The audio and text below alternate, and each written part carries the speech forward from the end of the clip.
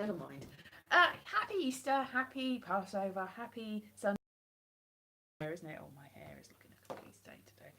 Yes, so what at home? Well, I say home in Wales. That is home, my hometown. And I went for a very long walk up a mountain yesterday with my nephews and a friend and her kids, and we got a bit lost. So I did video that a bit of it. So I might put some of that up. I'm not sure. And I went to Chepstow Castle on Friday, so that was fun. And I've got an Easter egg that I haven't eaten yet. It's a backwards Easter egg. Hello, Pascapis. Yes, it's Easter. Hooray! Happy. Oh, yeah, I haven't eaten my Easter egg yet. I suddenly just thought, oh look, I've got that. I should eat that. Hello. So I haven't eaten it yet. Maybe I'll eat it on camera. Shall I eat some? Yeah. So this is gluten-free, wheat-free, everything free except chocolate. It's got chocolate in it. Chocolate, not chocolate-free. So on camera eating of an Easter egg. Can't open it though. Open Easter egg. So yay! Look at that. It's the salted caramel. Oh, and it's got some truffles in the bottom. 4 truffles. I'm not sure what they are. Raspberry, I think some of them are. So that's nice. So shall I have some of the Easter egg? Here's my Easter egg. Maybe I'll save it. Smells nice. I'm not sure what it's going to taste like though. It does look good, doesn't it? Yeah. It's a Belgian. No, it's not a Belgian. There was a Belgian chocolate, dark chocolate. Now I'm just going to smash into it. Ah! There, no, it's got a hole in it. Oh, now the dinosaur will never hatch. Oh, thank you very much. So, yay. So what did it taste like? So it's dark chocolate. Sort of dark chocolate. Is it? No, it's not. There was a dark chocolate one. This one's not such dark chocolate, but it's very sweet. Maybe more sweet than I actually would like, but it's all right. It's sort of salty, not really salty, sort of caramelly. So that's my first Easter egg, and the last Easter egg really of the year. Unless I can get them in the sales, because they'll probably sell them off much cheaper. Now that Easter's over. Easter one day tomorrow, isn't it? Yeah. And if you celebrate Passover, that as well. There's no wheat in this, so you could probably eat that too. Oh, more chocolate. Chocolate everywhere. So that's nice. So I went to Chepstow Castle, where they filmed Jabberwocky. So that video to come. Walking up, I got so sick yesterday. We went for a walk. It was supposed to be an hour and a half walk with 4 children and the oldest is 12 and the other 2 are, no, 2 12-year-olds, a 9-year-old and a 10-year-old. And you can imagine that we got slightly lost, and it was up a mountain and it was hot. And I ended up carrying one of them on the back of me so I gave them a piggyback ride for half the way and then carried them half the other way because they were very tired, because it was supposed to be an hour and a half. It was more like 4 hours in the end. So they were very tired when they came home, and I came home and I really was quite sick after, because I think I got a bit sunstroke too, because I didn't have a hat, and there was a mountain stream, very beautiful mountain stream, but I didn't really think that we should don't want to drink from the mountain stream because it's sort of going into a giant slag heap, so it's probably not great to drink from. It was a beautiful river, but the slag heap probably would have made it a little bit tainted because it is an old mining area. So yeah, so now I'm safe, I'm sound, I'm back again, but I've got 2 videos to edit, and I'm so out of practice with the editing. Well, what I did decide this weekend is I am going to Edinburgh this year, but I'm not going with a full show because I programmed the shows for the Free Fringe, and there's not really any spaces left for me to have a full one. But I did notice there's lots of gaps, and I know from last year that a lot of people either drop out or they get ill because it's very stressful up there, or they can't for some reason do shows. So what I'm going to do is I'm going to do a show which will fill in the days that people aren't available. Not all of them, some of them, but it will be whatever they want, whatever the audience wants. So I will give out the booklet and probably make some flyers for it saying, hey, come to see my show. What show do you want? So it's called What Is It You Want? So if they've come to see a show that was supposed to be there and is still billed as being there, and I'm there instead, it's like, what is it you want? I'm not that show, but I will do a close approximation of that show if you want it, or I can do one of several shows. I don't know whether I'll bring like sound and vision up there. I might have screens and everything, a big screen, and then I can do stuff. But I don't know what the show is going to be, because it's going to be basically a different show every time, depending on what the audience wants. If they want serious, I'll do serious. If they want funny, and I'll try and do funny. It'll be funny because it's stupid, basically in a sort of improvisational way. There might be some prepared stuff, there might be some spoken word stuff. Last year, that's pretty much what I did last year, but I didn't mean to do it last year. What happened last year is my venue got changed, and it was supposed to be, one of them was supposed to be a show that had lots of guests, and because my venue got changed and the time got changed, I couldn't honestly tell the guests that there was definitely going to be an audience. So I said, after the first show, and I realised that it was really not going to work, go away, I'll just do a show. If anyone comes, I still flyer for it. I did still flyer for a show that wasn't really there, and I just did a show in the space which was a little bit of a couple of different shows. So that worked really well last year. So if I just do that intentionally this year, probably won't work out, but it might. Who knows? So it'll be any show that you want. And I did lots of different shows last year, and it was fun and great, and I think the audience appreciated it too. Got some good reviews. I didn't make that much money in the bucket, but that wasn't actually my aim. So it's going to be less money, sort of. I'm gonna. A friend of mine who let me stay on the sofa last year said that they've got an airbed this year. So an airbed on the floor or a sofa. So that's a little bit out. That's I did a video of it. It's Preston Pans. So I might stay there. I might fork out for a hostel one or two of the days. So I'm right in the middle of town. Who knows? But I'm not obviously gonna go the whole time, because that might be still too expensive. So because I've still got to get into town if I'm staying in Preston Pans. So yeah, I might treat myself to a hostel. I've stayed in hostels before, and there's usually been about 14 people in the room, including me. And some of them snore, and some of them make noises with their bottoms, and some of them stay up all night, and there's usually lots of students, and it's usually very stressful. So how much of a treat, I don't know. There's usually also lots of mould on the walls, and if there's a shower, it's all damp.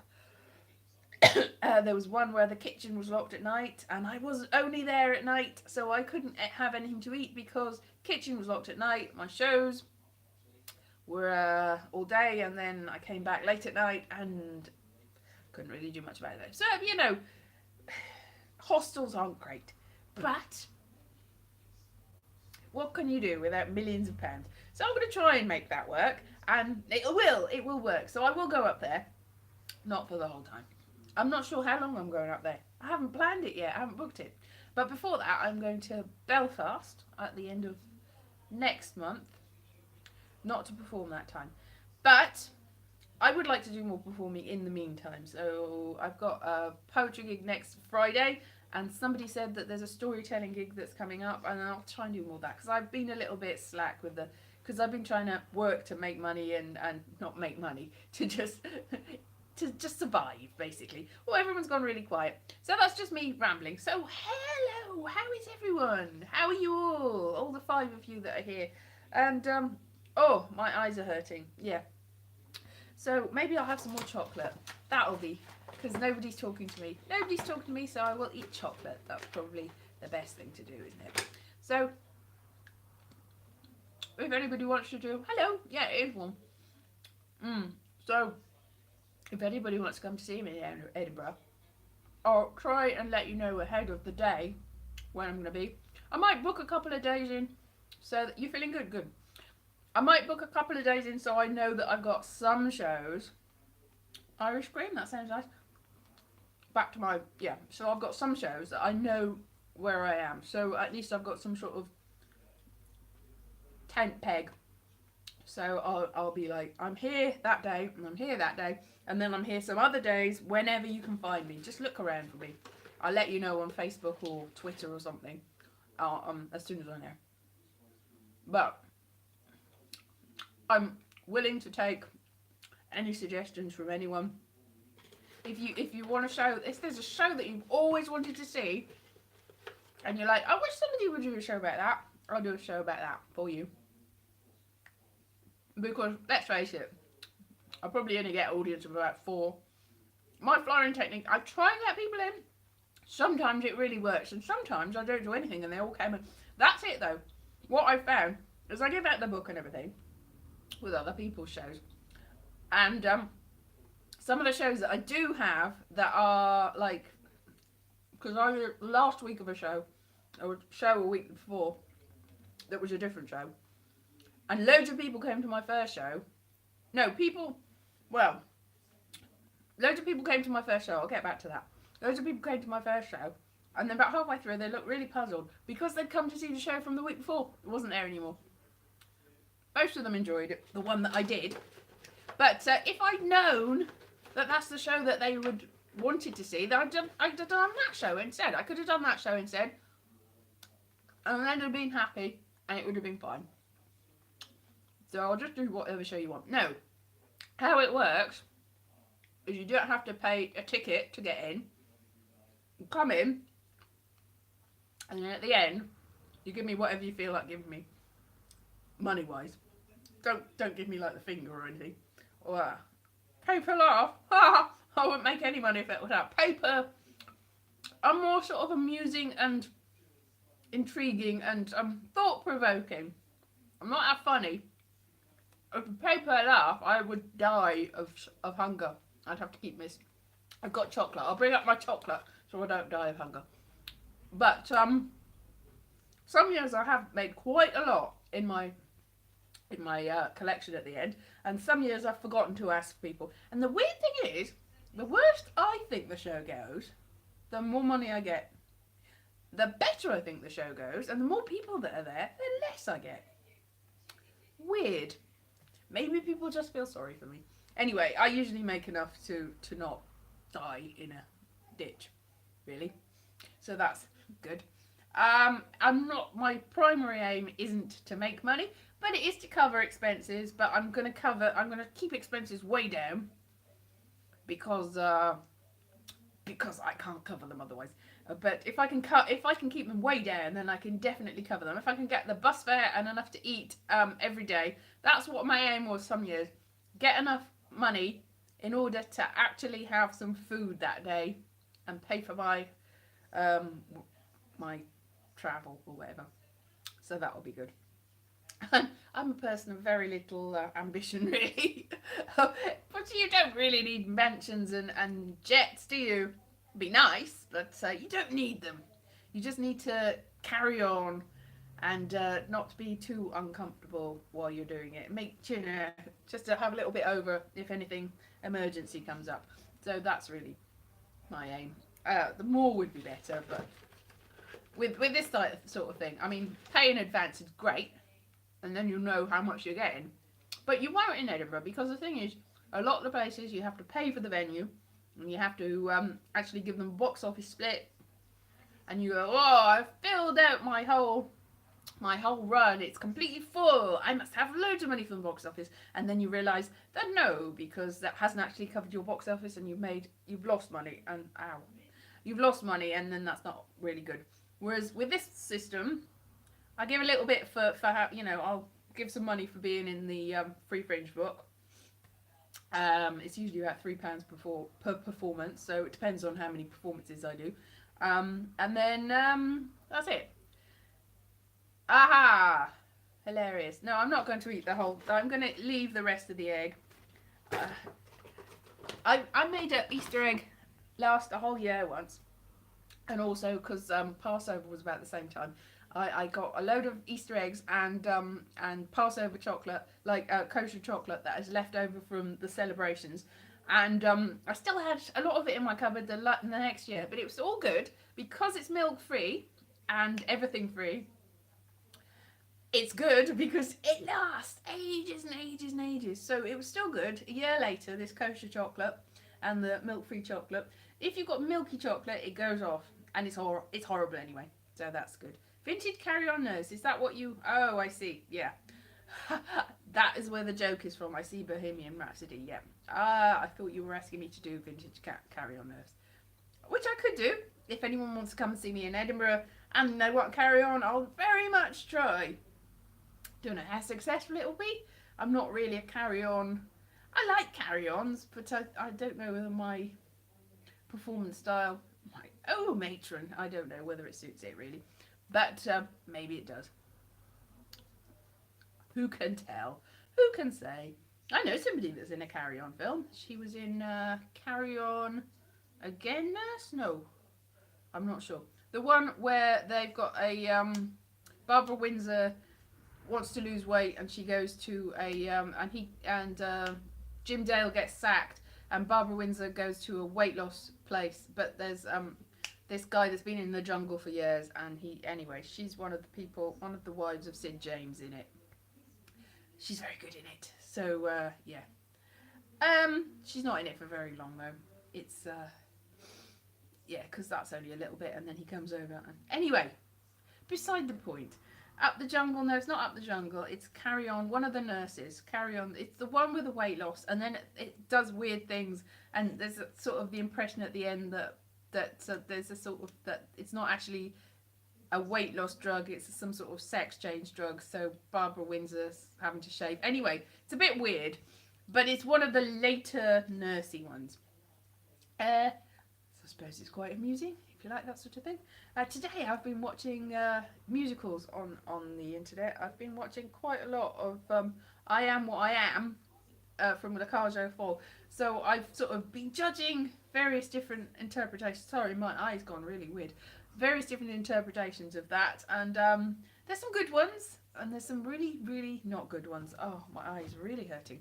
I'm not crying. I'm just like, ah.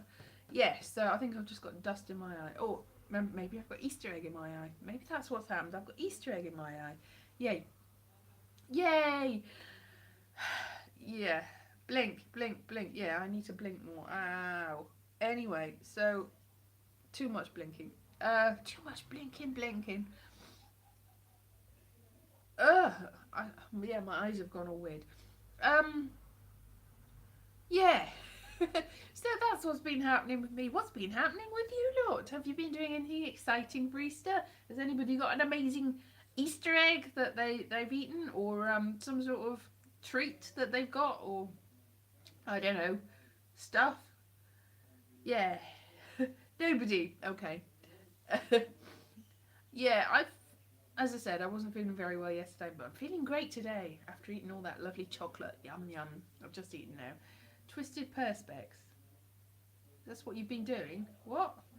I don't know. Where's my Easter egg gone? Oh, I thought I'd lost my Easter egg, but it was right in front of me all the time. See? Oh! Coastal Path sounds exact. Oh, to make bangles. Yeah.